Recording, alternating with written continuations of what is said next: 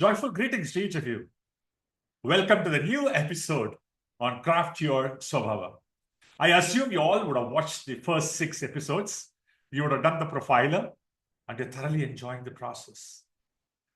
Just to help you recall, we are on a 5-step process. Discover your existing Swabhava. Then discriminate between what is your natural Swabhava vis-a-vis what has been conditioned in all of us. Then define the direction. Then we have to design how we want it now existing plus certain new ones. And last, we have to demonstrate that new Swabhava to the rest of the world. The first 2 steps are in knowing ourselves in terms of where we are. And the third step is in terms of setting the direction. And the last 2 steps in terms of crafting process of the new you. Right? Where are we right now? We have completed the first 2 steps.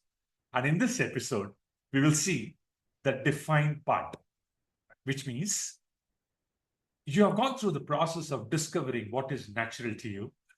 And you have also applied the process as explained by our Acharya Srividya in terms of how to discriminate between what is natural to you and what has been conditioned into our heads.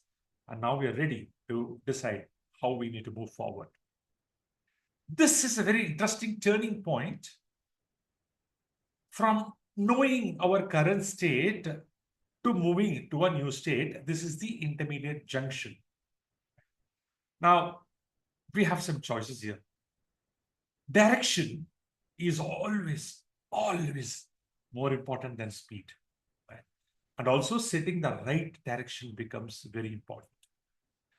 Now, in this process, it's vital that we take an inside-out approach than an outside-in approach. Right from childhood, our direction would have been set by several people. Even in our, if you're employed in a corporate organization, our direction is set by the corporate's vision and so on. Now, even if you are employed, we still have a choice. Within that boundary, we can still set the direction of what we want to be in the next 10 years, 20 years, and be in charge of our lives.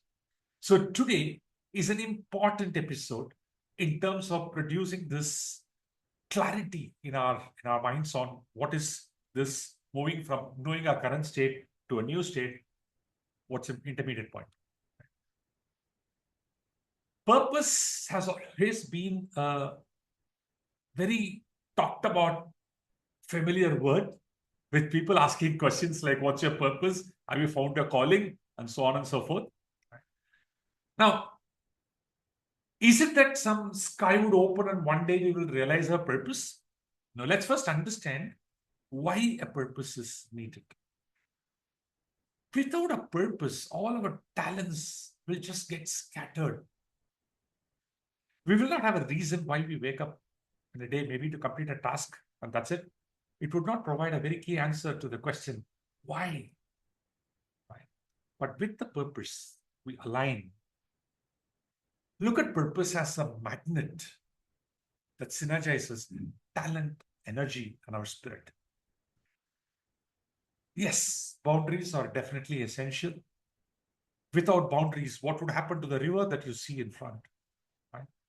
Now, if the ultimate purpose of the river is to reach the ocean, then yes, we need a process that we have to follow to be able to reach there.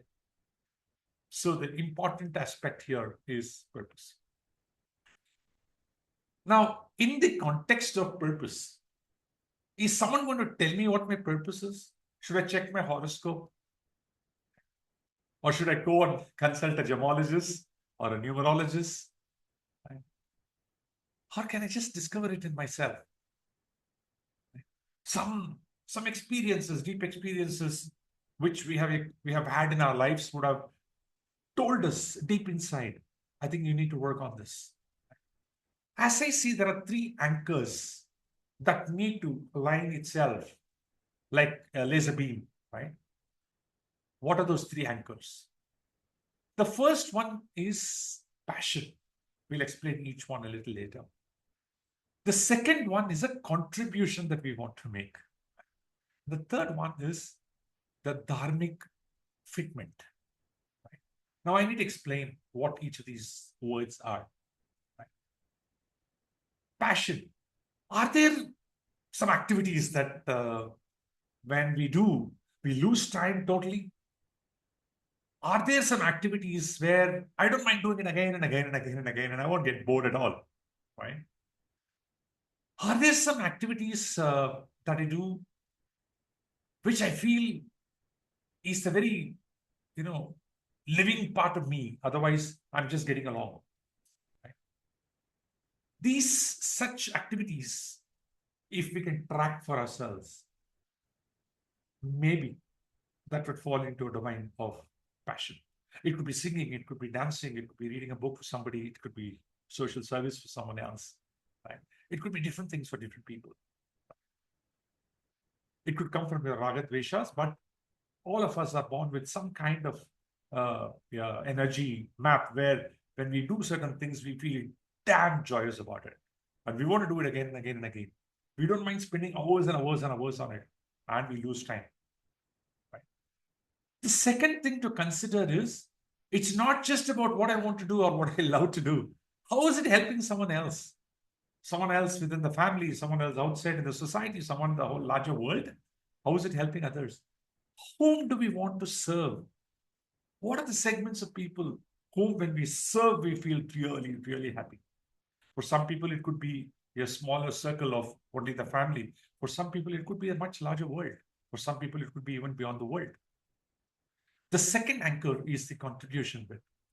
The third anchor is we are not going to do all this no matter what, in whichever way we can. No, we are going to be bound by certain dharmic principles. To what extent are we willing to bind ourselves to dharma? Right? How is it aligned to certain dharmic cosmic concepts, like, say, compassion, right? Service? If it is not, even though we are passionate about it, even though it is useful to some people, we could still have a problem. To give an example, I may be very passionate about making, say, pistols. Okay. And I want to contribute to the world of, say, terrorists. They get very benefited by what I do. Right? Or I may be very good at writing virus programs, which are extensively used by scammers. Now, here what's happening is I am doing what I'm very passionate about, and it is contributing to somebody, but it is not aligned to the dharmic manner in which the cosmos operates. Right? So, how all these three beams can align itself into a single laser beam, I think that is a very important element for us to consider. I think it's worthwhile for us at this point in time to check for ourselves in terms of a self-reflection exercise. We could just close our eyes for a moment, maybe think for a minute, open a notebook and a pen, and ask some questions to ourselves. Where do I lose myself? Where do I feel damn joyous? Where do I want to spend my maximum time? Where do people so far have given me a feedback that they have benefited immensely from what I do? Now, it need not be a professional output. Maybe someone could say that, hey, I came here to just see your smile. I'm sure people must have told you, I came here just to see your smile. So I know that my smiling is the way others connect with me, and that's where I contribute to naturally. Right? Or someone might come and tell you, hey, you know what? Whenever I'm in trouble, I come to you because I know you can always give me solutions. Now, these are some informal feedback that people give to us, which indicates to us that that is in the zone of purpose, somewhere we can align things, right? So what activities make me feel really, really alive, not just live life as just a transaction, right? Where do people naturally benefit from what I do? The most important question to ask ourselves, if there were no limits, right? What would I dedicate my life to? I have 20 years, I have 40 years, I have 100 years. I don't know how many years I have. But what would I like to dedicate my life to? Right? It's not about setting a goal, because goal means I can reach. It's not about goal. It's about a direction. Very important that it's about a direction. Now, in the whole process of arriving at this direction or the purpose, by our own reflection, not allowing the external world to dump it on us, we need to derive some inspiration. We need to look out and see what people have done, how people are moving, how are the very, very extremely respected people, right, function, what's happening inside their head. I think we need to draw inspiration, right? This will help us channel our purpose into world changing outcomes. The world can be anything. You define the world, right? We have two different people, as you see, who are climbing a mountain. Elon Musk is a very beautiful example. His swabhava was innovation and fearlessness. He set a very purpose for himself, very interesting purpose for himself, that human beings should be multi-planetary as far as habitation is concerned. Why not? Whereas coming home in India, we have Dr. Kurian, who was always very, very passionate and compassionate about rural India. He said, I'm going to transform the lives of all the farmers through white revolution. Right? And every waking day, each of these people, whatever decision they take, whatever actions they take, wherever they spend their energy is aligned towards this direction. There is no goalpost there. It is just a direction. Just recall, direction is far, far more important than just speed. So somewhere in our effort to look inside and ask ourselves these questions about what is my purpose, etc., I think we need to also look around and draw inspiration from people. Right? The whole journey is about moving away from success into a journey of significance. It's a very, very powerful thought. I want to repeat it with your permission.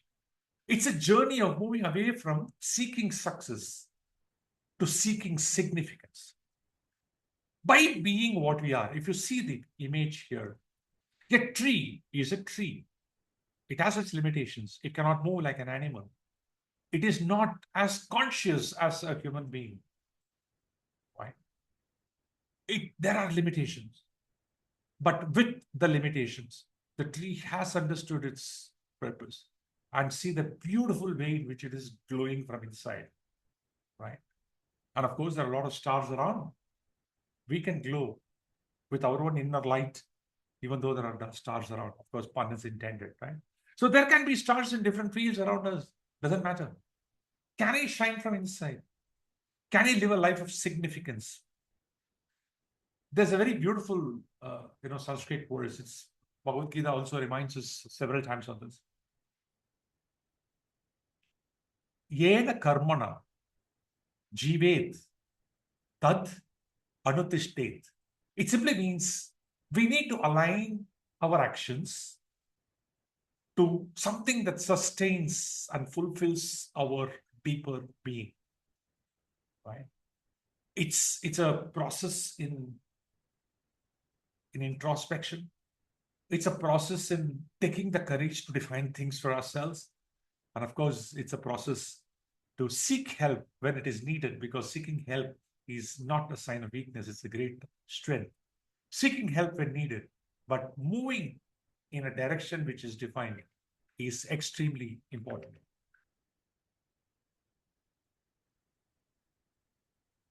The sadhana for this time is to reflect on our direction. Right? It's not about setting a goal, because goal means you will reach there one day and still will wonder what to do next. Here we are only setting a direction, right?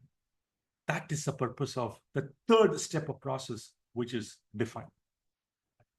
I would like to close with my deep gratitude to my gurus, Puja Swami Dayananda Saraswati Ji and Puja Swami Paramarthananda Ji.